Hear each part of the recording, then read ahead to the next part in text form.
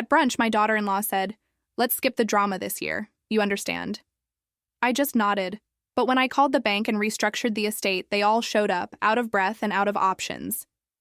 But let me start from the beginning, because that moment at brunch wasn't really the beginning at all. It was just when I finally understood what had been happening to me for the past 3 years. My name is Diane, and I'm 65 years old. I became a widow 3 years ago, when my husband Robert passed away from a sudden heart attack. We had been married for 42 years, and losing him felt like losing half of myself. But I thought I still had my son Michael and my granddaughter Emma. I thought family meant something. That Sunday morning started like any other. I had driven to Michael and Sarah's house for our monthly family brunch. Before we continue, comment where you're watching from and subscribe to the channel.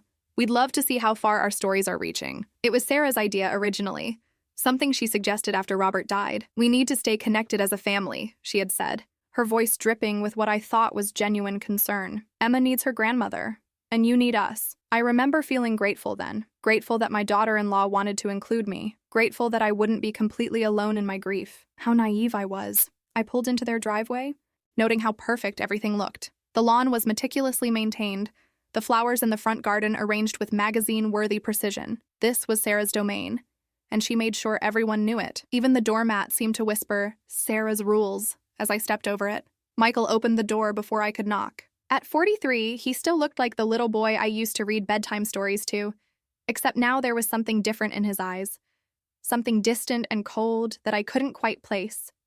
"Hi, Mom," he said, but his smile didn't reach his eyes. "You're early."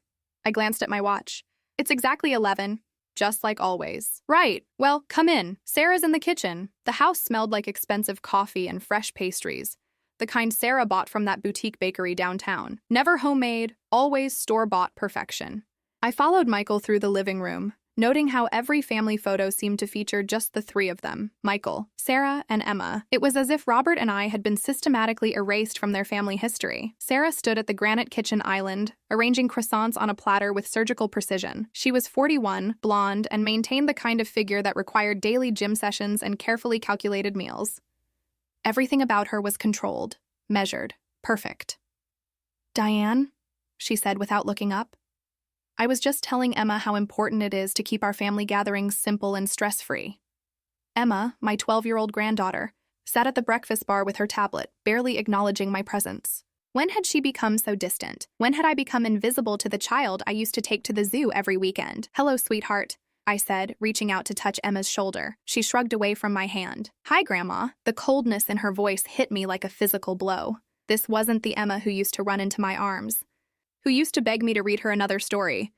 This was a stranger wearing my granddaughter's face. Sarah finally looked up, her blue eyes assessing me with the precision of a jeweler examining a flawed diamond. "You look tired, Diane. Are you sleeping well?" "I'm fine, thank you." She pursed her lips, as if my response was somehow inadequate. "Michael and I have been talking, and we think it might be time for you to start considering some changes." I felt my stomach tighten. What kind of changes? Michael appeared at Sarah's side, his arm sliding around her waist in a gesture that felt more like allegiance than affection. "We're just concerned about you, Mom. Living alone in that big house, trying to maintain everything by yourself. It can't be easy." I managed just fine.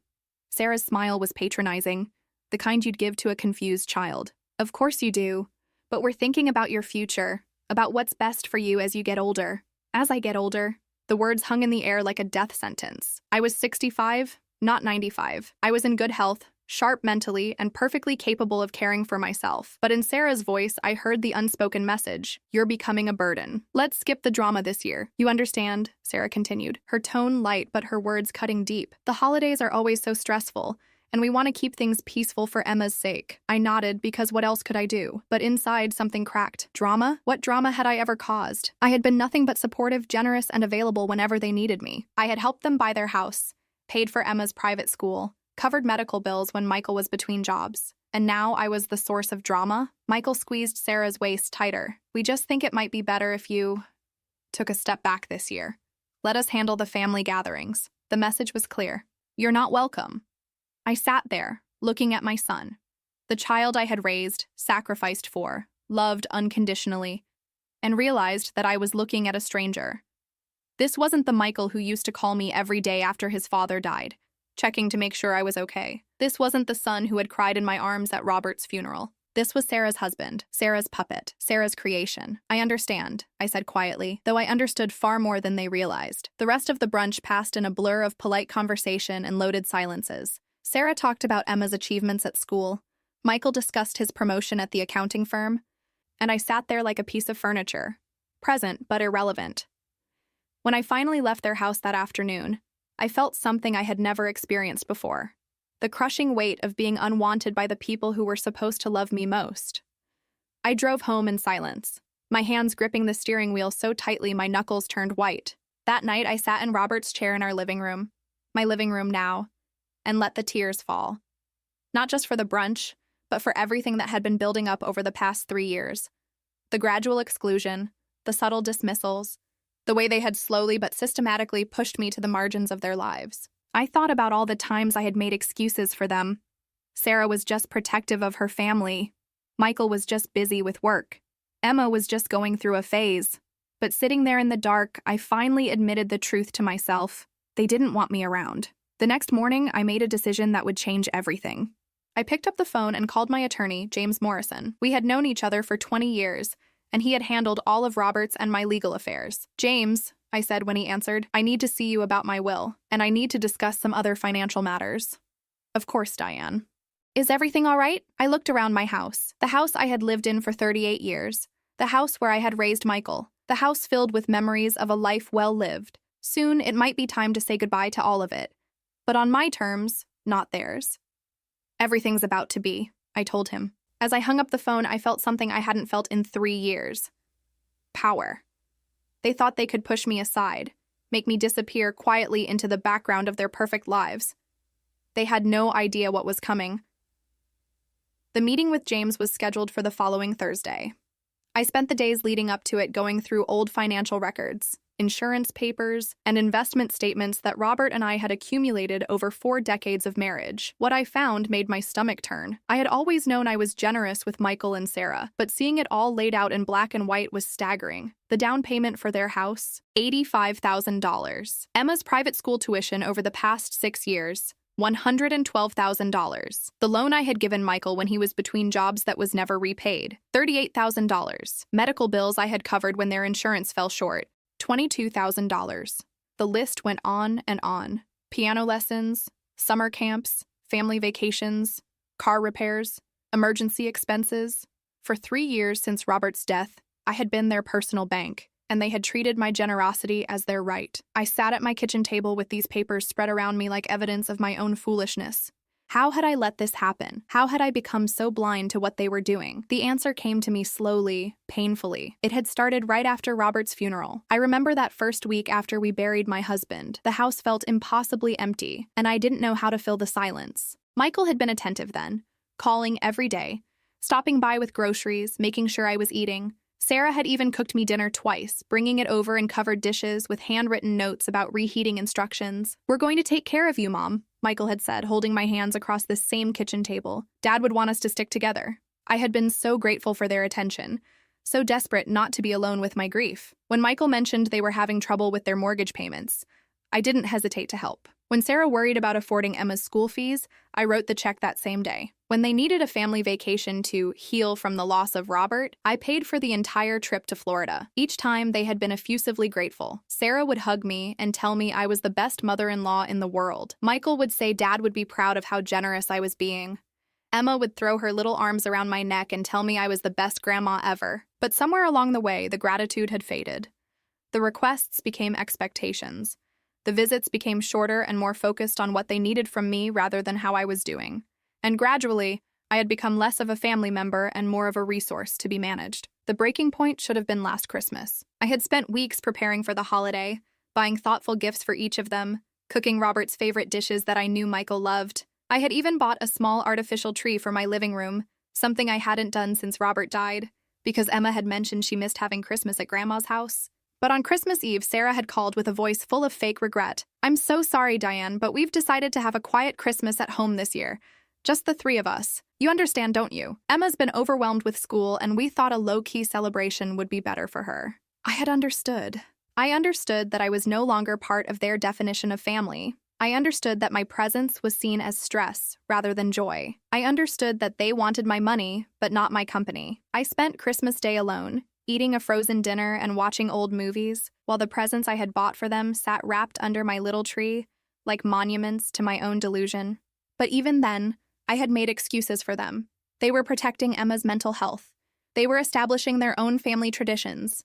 They were busy people with complicated lives. The excuses had continued for months.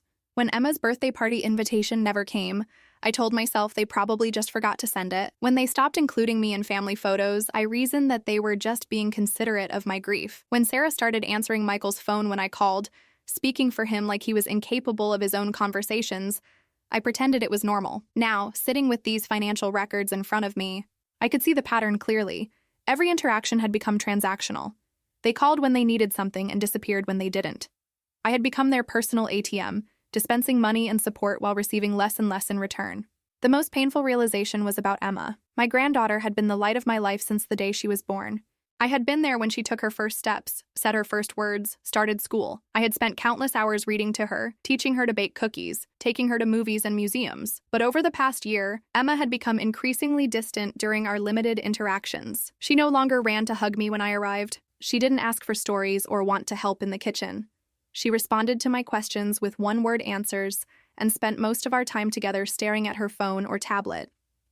At first, I had blamed typical preteen behavior, but now I wondered what Sarah and Michael had been telling her about me. Had they painted me as a burden, a problem to be tolerated, rather than a grandmother to be loved? I thought about the way Emma had barely acknowledged me at the brunch, how she had physically moved away when I tried to touch her shoulder. That wasn't normal preteen behavior. That was learned behavior. Someone had taught her to be cold to me. The realization hit me like a physical blow. They hadn't just been taking my money. They had been taking my granddaughter away from me, slowly and systematically poisoning her against me, until I became a stranger in her life. I closed the financial records and walked to the living room, where dozens of framed photos chronicled our family history. There was Michael as a baby, taking his first bath. Michael on his first day of school, gap-toothed and proud. Michael at his high school graduation. Me and Robert beaming beside him. Michael's wedding day, where I had worn my best dress and cried tears of joy.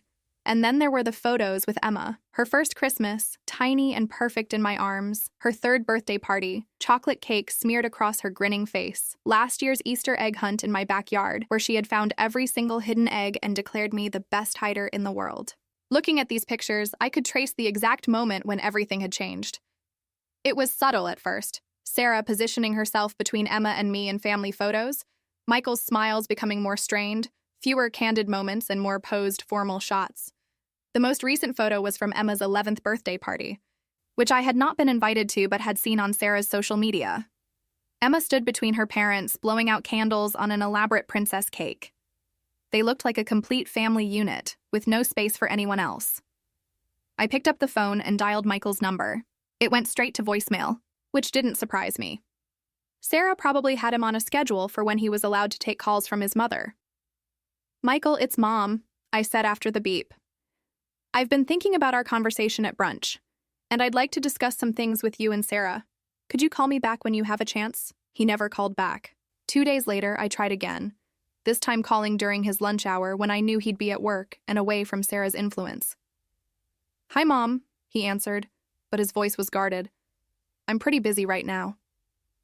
I just wanted to talk about what Sarah said on Sunday, about me taking a step back." There was a long pause. "Mom, we've talked about this. We just think it would be better for everyone if I what, Michael? If I disappeared? That's not what we said. It's what you meant." Another pause. "Look, Mom, Sarah has some concerns about your behavior lately. She thinks you might be getting a little confused. Maybe it would be good for you to talk to someone. A professional." The words hit me like ice water. Confused? They were trying to paint me as mentally incompetent. This wasn't just about excluding me from family gatherings. This was about something much bigger. "What kind of professional?" I asked, though I already suspected the answer. "Maybe someone who specializes in helping older adults navigate life changes. There are some really nice facilities that—" I hung up before he could finish the sentence. Facilities. They weren't just trying to push me aside. They were trying to put me away. I sat in my kitchen, staring at the phone, as the full scope of their plan became clear. They wanted me gone, not just from their lives, but from my own life. They wanted me warehoused, somewhere safe and manageable, while they figured out what to do with my house, my money, my entire existence. But they had made one crucial mistake. They had underestimated me. I picked up James Morrison's business card and dialed his number with steady hands. James, it's Diane again. I'd like to move our meeting up. Can you see me tomorrow? Of course. Is everything urgent? I looked around my kitchen, at the home I had built with Robert, at the life I had created through 4 decades of love and hard work. Everything's about to be. James Morrison's office felt like a sanctuary that Friday morning. The mahogany furniture and law books lining the walls reminded me of stability, of a time when contracts meant something and people kept their word. James had been Robert's closest friend since college, and I trusted him completely. Diane, he said, rising from behind his desk as his secretary showed me in, you sounded urgent on the phone. What's troubling you? I sat in the leather chair across from his desk, the same chair where Robert and I had planned our wills, discussed our retirement, mapped out Emma's college fund. Now I was here alone, and the reason felt surreal. James, I need to understand something about my legal and financial situation. If Michael and Sarah wanted to have me declared incompetent, what would that process look like? His eyebrows shot up. That's a very serious question. Diane, is there something specific that's prompted this concern? I told him about the brunch, about Michael's phone call, about the word facilities that had been dropped so casually into our conversation. James listened without interrupting, his expression growing darker with each detail. This is concerning, he said when I finished. In most states, adult children can petition for guardianship if they can prove their parent is mentally incompetent to manage their own affairs. It requires medical evaluations, court hearings, but it can be done. And if they succeeded, they would have complete control over your finances, your living situation, your medical decisions, everything. The words hung in the air like a death sentence. I had suspected this was their plan, but hearing it confirmed by a legal professional made it real in a way that terrified me. However, James continued, the bar for proving incompetence is quite high. You would need to be evaluated by medical professionals, and there would need to be clear evidence of cognitive decline or inability to manage your affairs. What if they fabricated that evidence? James leaned forward, his expression serious. Diane, are you telling me you believe Michael and Sarah are planning to have you falsely declared incompetent? I don't know what else to think. Yesterday, Michael suggested I was becoming confused, that I needed professional help. They've been systematically isolating me from family events, and now they're talking about facilities. It feels like they're building a case. This is very serious. If what you're suggesting is true, we need to take immediate protective measures. That's when James suggested something that changed everything. I'm going to recommend that we hire a private investigator, he said. Someone discreet who can look into what Michael and Sarah are really planning. If they're having conversations about your mental state, making inquiries about care facilities, or consulting with other attorneys, we need to know. 3 days later, I met with Detective Ray Hendricks, a former police officer who specialized in family investigations. He was a quiet man in his 50s with kind eyes and a reassuring manner that made me feel less paranoid about what I was asking him to do. Mrs. Patterson, he said, what you're describing isn't uncommon. Adult children sometimes see their aging parents as obstacles to inheritance rather than family members to cherish. Let me see what I can find out. I gave him Michael and Sarah's addresses, phone numbers, workplace information, anything that might help him understand what they were planning. The wait was excruciating. A week later, Ray called with results that made my blood run cold. Mrs. Patterson, you need to come to my office. What I've found, you need to see it yourself. I drove to his office in a state of numb dread. Whatever he had discovered, it was bad enough that he couldn't tell me over the phone. Ray's office was sparse and functional, nothing like James's elegant law practice. He gestured for me to sit across from his metal desk, where a manila folder waited like a bomb about to explode. Mrs. Patterson, I'm going to be direct with you. Your son and daughter-in-law have been planning this for months. He opened the folder and slid a stack of printed emails across the desk.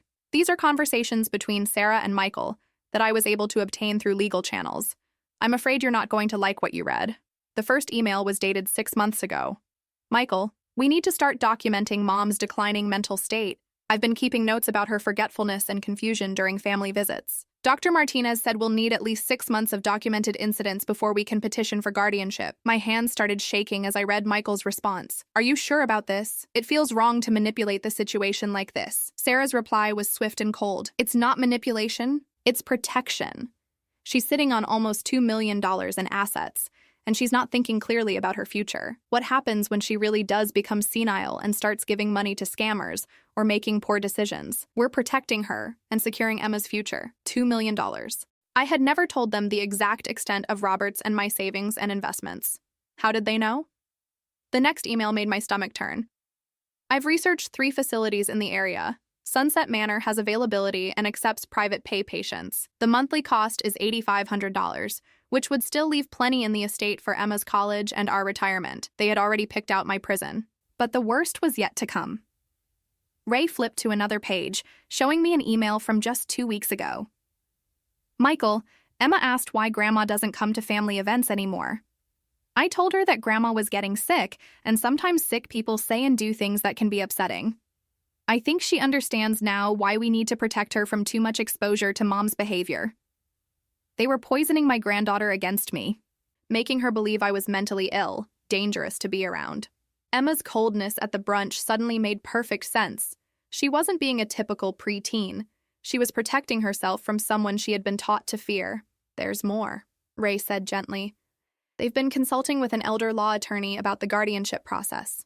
They've also contacted a realtor about the potential sale of your house. They want to sell my house? According to their emails, the plan is to have you declared incompetent, sell your house, and liquidate your assets to pay for long-term care, with the remainder going into a trust for Emma's education and their retirement. I felt like I was drowning. How long do I have? Based on what I've seen, they're planning to file the guardianship petition within the next month. They've been building their case carefully, documenting what they claim are incidents of confusion and poor judgment on your part. I thought about every interaction over the past 6 months, every visit, every phone call. Had they been taking notes, recording conversations, building a file of my supposed mental decline? Mrs. Patterson, there's something else you need to know, Ray said, his voice even gentler. Your daughter-in-law has been in touch with your neighbors. She's been asking them about your behavior, whether they've noticed any concerning changes. My neighbors, people I had known for decades, who had watched Michael grow up, who had brought casseroles when Robert died. Sarah had turned them into unwitting witnesses against me. What did they say? Most of them told her you seemed fine, but she's been persistent. She's particularly focused on Mrs. Chen next door, asking about whether you've been maintaining your yard properly, whether you seem confused when you talk to her. Mrs. Chen, who had been my friend for 20 years, who helped me with my garden and shared vegetables from her greenhouse. Sarah was trying to turn even her against me. I sat in that chair, staring at these emails, and felt something die inside me. This wasn't just betrayal. This was systematic destruction. They weren't just planning to take my money and my freedom. They were destroying my reputation, my relationships, my very identity as a competent adult. What can I do? I asked, surprised by how calm my voice sounded. Ray leaned back in his chair. Well, the good news is that now you know what's coming. The better news is that you're clearly competent and capable of making your own decisions. The best news is that you have options. What kind of options? You can fight the guardianship petition when it comes. You can countersue for elder abuse. You can hire your own medical professionals to evaluate your mental state. He paused. Or you can be proactive. Proactive how? You can make changes to your estate planning that would make their guardianship petition irrelevant. You can protect your assets in ways that can't be undone even if they do manage to gain control. You can beat them at their own game. For the first time in weeks, I felt a spark of something that wasn't despair. It might have been hope, or it might have been something darker, something that felt like power. Tell me more about being proactive, I said. Ray smiled, and it wasn't entirely pleasant. Mrs. Patterson, by the time I'm done helping you, your son and daughter-in-law are going to wish they had simply been content with having a generous mother-in-law. I gathered up the emails, evidence of my family's betrayal, and put them carefully in my purse. Tomorrow, I would start planning my counterattack. They thought they were dealing with a confused old woman who could be easily manipulated and discarded. They were about to learn how wrong they were. The next morning, I sat in James Morrison's office again. But this time I wasn't the confused, hurt woman who had walked in a week earlier. I was someone else entirely. Someone with a plan. James, I said, spreading Ray's evidence across his desk, I need you to help me disappear. He looked up from the emails he'd been reading, his face pale. Diane, this is elder abuse. We should contact the authorities immediately. No. My voice was steady, determined. If we involve the authorities now, it becomes a he said, she said situation. They'll claim these emails are taken out of context, that they're genuinely concerned about my welfare. I need something more definitive. What do you mean? I mean, I want them to think they've won. I want them to believe I'm going along with their plan. And while they're celebrating their victory, I'm going to systematically dismantle everything they think they're going to inherit. James leaned back in his chair, studying my face. You want to let them think you're accepting placement in a care facility? Exactly. But first, I need to move my assets somewhere they can't touch them, even if they do get guardianship. Over the next 2 hours, James outlined a strategy that was both brilliant and perfectly legal. We would establish an irrevocable trust, transferring all my major assets into it before Michael and Sarah could file their guardianship petition. I would retain the right to live in my house for the remainder of my life, but they couldn't sell it or claim it as part of any estate. The beauty of this, James explained, is that once the trust is established, even if they somehow manage to get guardianship, there won't be any significant assets for them to control. What about my day-to-day finances? We'll keep a small checking account in your name with just enough money to cover your monthly expenses. Everything else goes into the trust, managed by a professional trustee who answers only to you. And the house stays in the trust. You have lifetime use of it, but upon your death, it goes to whatever beneficiaries you choose. They can't force you to sell it, and they can't inherit it unless you want them to. But the real masterstroke was James's suggestion about what to do with the trust's ultimate beneficiaries. Diane, you could establish a scholarship fund for Emma, accessible only when she turns 25 and only if she maintains a relationship with you independent of her parents' influence. Or you could designate charities. Or you could wait and see how this all plays out before making final decisions about inheritance. I thought about Emma, about the little girl who used to bake cookies with me, who used to fall asleep in my lap during movie nights. Maybe there was still hope for her, once she was old enough to see through her parents' manipulation. Let's set up the scholarship fund for Emma, I decided. But she only gets access if she can prove she's been in regular contact with me for at least 2 years after she turns 18, without her parents' knowledge or interference. And the remainder of the estate? I smiled, and it felt dangerous. Various charities that support elder abuse prevention and services for the elderly. Let's make sure the irony isn't lost on them. The next step was even more delicious. Ray had suggested that I play along with their institutionalization plan just long enough to catch them in the act of preparing to liquidate my assets. What I'm going to do, I told James, is call Michael and tell him I've been thinking about what he said, that maybe I am getting confused and could use some help. I'll ask him to help me look at care facilities. That's risky, Diane. What if they move faster than we expect? They won't. According to Ray's intelligence, they're not planning to file the guardianship petition for another 3 weeks. They want to make sure they have an airtight case. That gives us time to finish the trust paperwork and for me to gather more evidence of their intentions. James looked uncomfortable. I have to ask you. Are you sure you want to go through with this? Once you set this plan in motion, there's no going back. Your relationship with Michael will be permanently damaged. I thought about that for a long moment. James, my relationship with Michael was permanently damaged the moment he decided I was an obstacle to be removed rather than a mother to be loved. I'm not destroying our relationship. I'm just acknowledging that he already destroyed it. That afternoon, I called Michael from my kitchen, the same kitchen where I had taught him to make pancakes when he was 7 years old. Michael, it's Mom, I said when he answered. I've been thinking about our conversation last week. Oh, his voice was cautious. Which conversation? About me getting some help.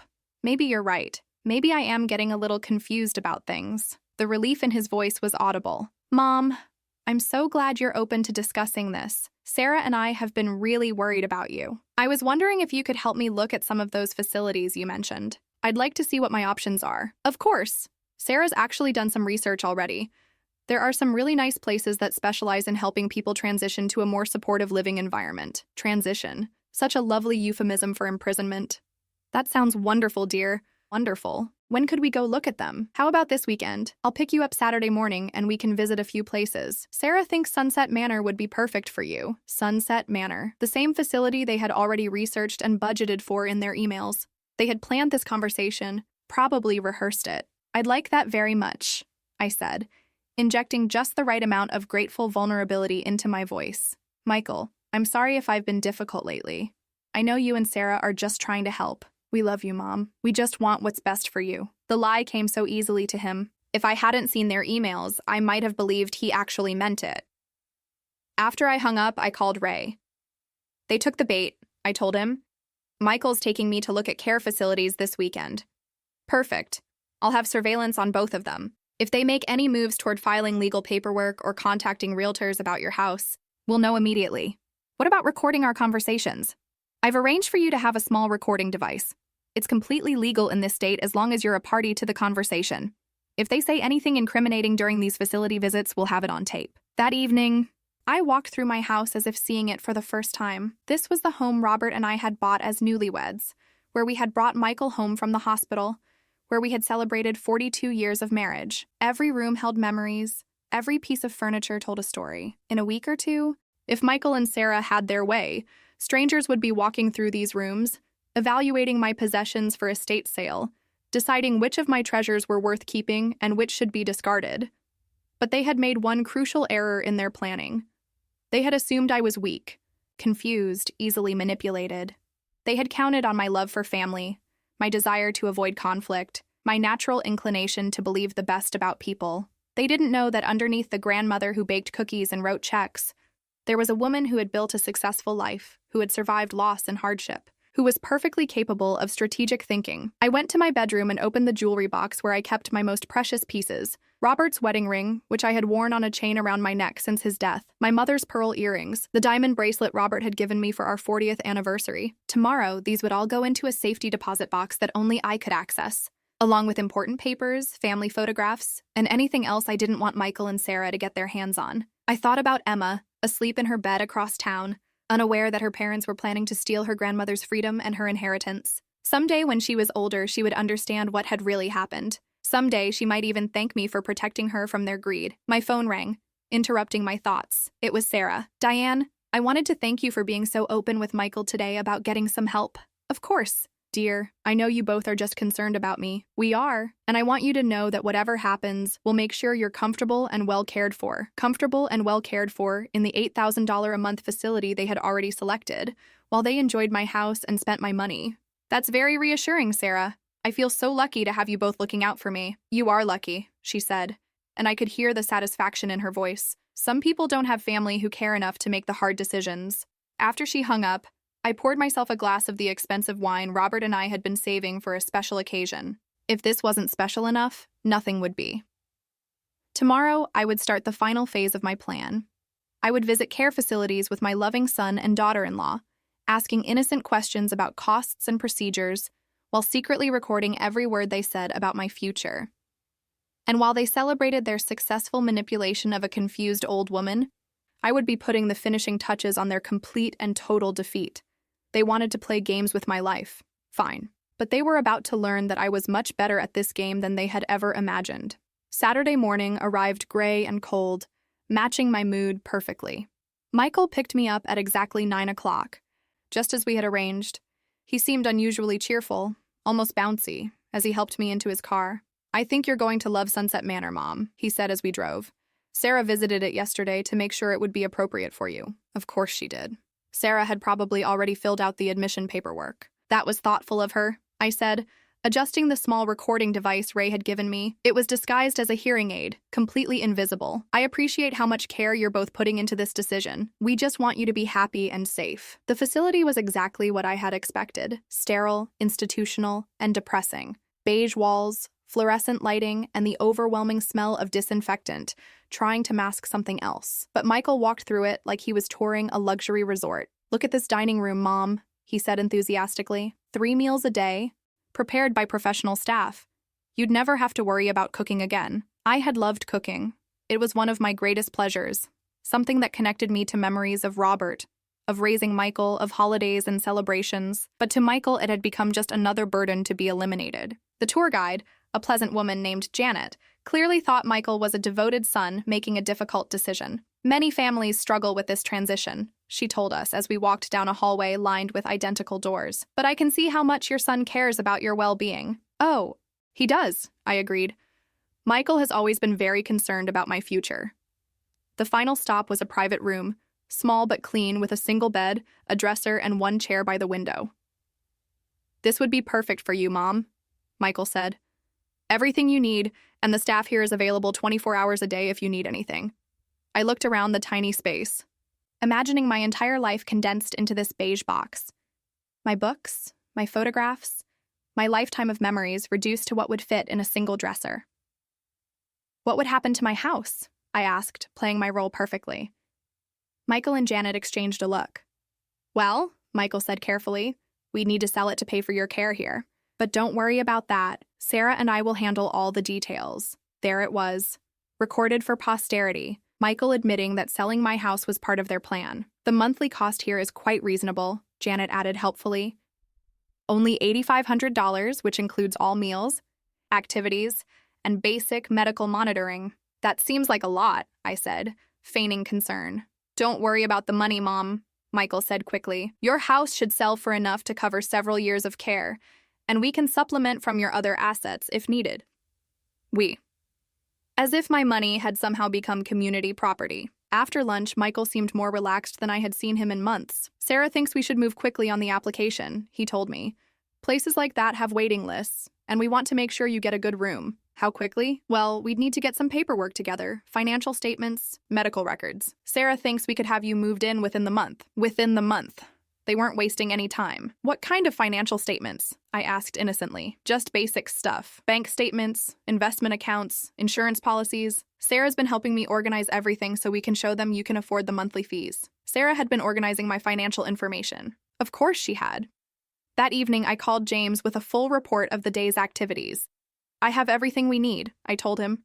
Michael explicitly stated that they plan to sell my house to pay for the facility, and he admitted that Sarah has been organizing my financial information. Excellent. And the trust paperwork? Ready to sign. I'll be in your office first thing Monday morning. Monday morning, I signed the trust documents that transferred virtually all my assets out of my personal name.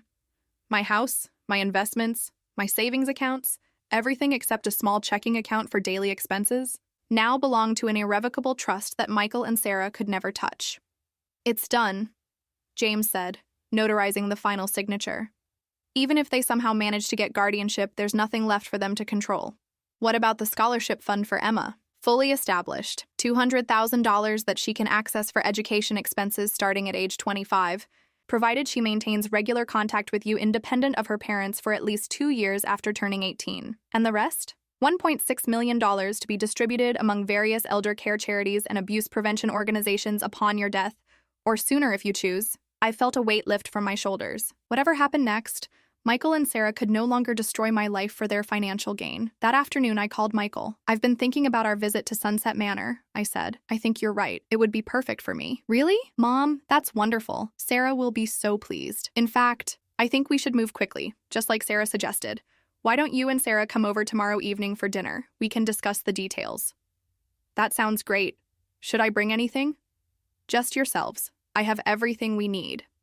Tuesday evening, I set the table with my best china, the wedding set that Robert and I had received 43 years ago. I cooked Michael's favorite meal, pot roast with potatoes and carrots, the same dinner I had made for his birthday every year since he was 5. When they arrived, Sarah was practically glowing with satisfaction. She hugged me with what seemed like genuine warmth, probably believing she had finally gotten the stubborn old woman to see reason. Diane, I'm so proud of you for making this decision, she said as I served dinner. It takes real courage to admit when you need help. You're absolutely right, Sarah. It does take courage. We made small talk during dinner, discussing Emma's schoolwork, Michael's job, Sarah's book club. Normal family conversation, as if we weren't gathered to discuss my imprisonment. Finally, over dessert, Sarah brought out a folder of paperwork. I've taken the liberty of organizing all your financial documents, she said, spreading papers across my dining room table. Bank statements, investment accounts, insurance policies. Everything Sunset Manor will need to process your application. I looked at the papers, recognizing statements I had never given her permission to access, investment accounts she had no right to know about. This is very thorough, Sarah. How did you get all of this information? She waved her hand dismissively. Michael has been helping me gather everything. We want to make sure the process goes smoothly. I see. I stood up slowly, walked to my purse, and pulled out my own folder. Well, since we're sharing financial information, I thought you might like to see some documents of my own. I placed Ray's surveillance photos on the table first. Pictures of Sarah meeting with the realtor who would list my house, pictures of Michael at the elder law attorney's office, pictures of them both at Sunset Manor the day before our spontaneous visit. Then I added the printed emails, the ones detailing their 6-month plan to have me declared incompetent and institutionalized. The color drained from both their faces as they realized what they were looking at. Mom, Michael started, I can explain. No need, I said calmly. It's all very clear. You've been planning to steal my life for months. You've been poisoning Emma against me, turning my neighbors into witnesses against my competence. And preparing to warehouse me while you spend my money. Sarah found her voice first. Diane, you don't understand. We were trying to protect you. Protect me? I laughed, and it felt good. By lying to me? By manipulating me? By planning to steal my house and lock me away? We weren't stealing anything, Michael said desperately. We were ensuring you had proper care. At $8,500 a month, leaving plenty left over for your retirement and Emma's college fund. Yes, I read your emails. The silence that followed was deafening. Here's what's going to happen, I continued, my voice steady and cold.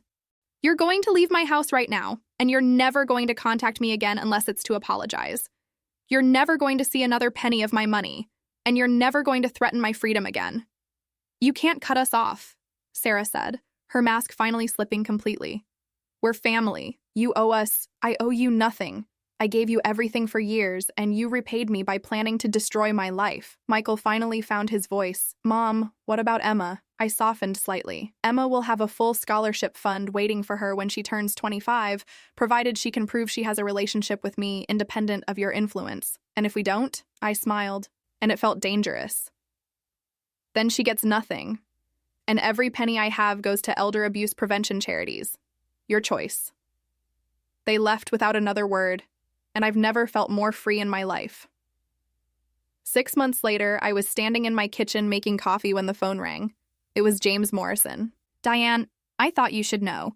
Michael and Sarah filed for bankruptcy last week. I set down my coffee mug and walked to the window, looking out at the garden I had been tending all spring. I see. Apparently, they had been living well beyond their means for years, counting on your eventual inheritance to cover their debts. When that disappeared, everything fell apart. What about Emma? She's fine. Michael got a second job and Sarah finally found work. They had to sell the house and move into a smaller place, but they're managing. I felt a flicker of something that might have been pity, but it passed quickly. They had made their choices. There's something else, James continued. Emma's been asking around about how to contact you. Apparently, she's been doing some digging and discovered what really happened. My heart skipped a beat. What do you mean? She's 15 now. Old enough to start asking difficult questions. From what I understand, she confronted her parents about why you stopped visiting, why you weren't at family events anymore. When they couldn't give her straight answers, she started piecing things together herself. That afternoon, I was working in my garden when I heard a bicycle in my driveway. I looked up to see a tall, gangly teenager with Michael's dark hair and my late husband's green eyes. Emma. She stood at the edge of my flower bed, her bike forgotten behind her, looking nervous but determined. Hi, Grandma, she said quietly. Hello, sweetheart. I set down my gardening gloves and really looked at her for the first time in almost a year. She had grown at least 4 inches and lost the last traces of childhood softness from her face. I know what they did, she said without preamble. I found some of the emails on Mom's computer. The ones about putting you in that place. I felt my throat tighten. Emma, they told me you were getting sick, that you were saying weird things and getting confused. They said it wasn't safe for me to spend time with you. Her voice cracked slightly. But you're not sick, are you? No, sweetheart, I'm not sick. She nodded, wiping her nose with the back of her hand. I figured that out when I looked up Sunset Manor online. It's not a place for sick people. It's just old people they want to get rid of. Smart girl. She had always been smart. Why didn't you fight back? She asked. Why didn't you tell someone what they were doing? I considered how to answer that. I did fight back, Emma, just not in the way you might expect. Over the next hour, sitting on my back porch with glasses of lemonade, I told her an abbreviated version of what had happened. How I had discovered their plan, how I had protected my assets, how I had confronted them with evidence of their betrayal. So you're not poor now? She asked. No, I'm not poor. And you're not going to that place? Never. She was quiet for a long time, staring at her hands. I'm sorry, Grandma. I should have known they were lying. You were a child, Emma. It wasn't your job to see through adult deception. But I believed them. I was mean to you at that brunch. I barely talked to you. I reached over and took her hand. You were protecting yourself the only way you knew how. I understand that. Are you ever going to forgive them? It was a fair question, one I had been asking myself for months. I don't know, I said honestly. Forgiveness isn't the same as trust. Even if I could forgive them for what they tried to do to me, I could never trust them again. What about me? Are you going to forgive me? There's nothing to forgive, sweetheart. You were manipulated by people who should have protected you. She started crying then, not the dramatic tears of a child, but the quiet, painful tears of someone who has learned that the world is more complicated and cruel than they had imagined. I held her while she cried, stroking her hair and remembering all the times I had comforted her as a little girl. Some things, at least, hadn't changed. "Grandma," she said when she had calmed down. "Yes? Can I come visit you sometimes?" Without telling them? I thought about the scholarship fund waiting for her, about the conditions I had set. But looking at her now, seeing the courage it had taken for her to come here, to ask the hard questions, to face the truth about her parents, I realized those conditions didn't matter anymore. "You can visit me anytime you want," I said. "But Emma, I won't ask you to lie to your parents. If you want to have a relationship with me, it needs to be honest." "What if they forbid it?" "Then we'll deal with that when it happens. But you're old enough now to start making some of your own decisions about who you want in your life." She nodded solemnly, understanding that this was bigger than just visiting her grandmother. This was about choosing her own path, separate from her parents' manipulation. Over the following months, Emma visited me every few weeks. Sometimes she would help me in the garden. Sometimes we would bake cookies like we used to. Sometimes we would just sit and talk about schoolboys, her dreams for the future. She never lied to her parents about where she was going, and surprisingly, they never tried to stop her. Perhaps they had finally learned that controlling people only pushes them away. Michael called me once, about 3 months after Emma started visiting. "Mom," he said when I answered the phone, "I know I don't have the right to ask you for anything, but thank you for not punishing Emma for what Sarah and I did. She's my granddaughter, Michael. She always will be." There was a long pause. "I know I can't undo what we planned. I know you'll probably never trust me again. But I want you to know that I'm sorry, really sorry." "I believe you are," I said. "But sorry doesn't erase the 6 months you spent planning to steal my freedom." "I know. I wanted you to know." After he hung up, I sat in my living room looking at the photographs that chronicled our family history. Maybe someday I would be able to forgive Michael. Maybe someday we could have some kind of relationship again. But it would never be the same. Trust, once broken so completely, can never be fully repaired. But Emma was different. Emma had been a victim in this, just as I had been. And watching her grow into a strong, thoughtful young woman who wasn't afraid to ask difficult questions or make hard choices, I knew that something good had come from all the pain. Last week, Emma asked me about college, about what she wanted to study, about what kind of life she wanted to build for herself. "I want to be independent," she told me as we planted tulip bulbs for next spring. "I never want to need anyone so much that I can't walk away if they treat me badly." I smiled, recognizing my own hard-won wisdom in her words. "That's a very good goal, sweetheart. Will you help me? With college, I mean?" "I'll help you with whatever you need," I promised. And I will. Not because of trust funds or conditions or legal documents, but because she chose me. Despite everything her parents did to poison her against me, despite the lies and manipulation, she chose to seek out the truth and make her own decisions about who deserved her love. That's worth more than any inheritance could ever be. I'm 70 now, and I've never been happier. I have my freedom, my home, my independence, and most importantly, I have Emma. Not the manipulated child her parents tried to create, but the strong, honest young woman she chose to become. Sometimes the greatest victory isn't getting revenge on those who hurt you. Sometimes it's simply refusing to let them destroy what matters most. And what matters most is still here with me, asking questions, seeking truth, and choosing love over lies. That's the best last card anyone could hope to play.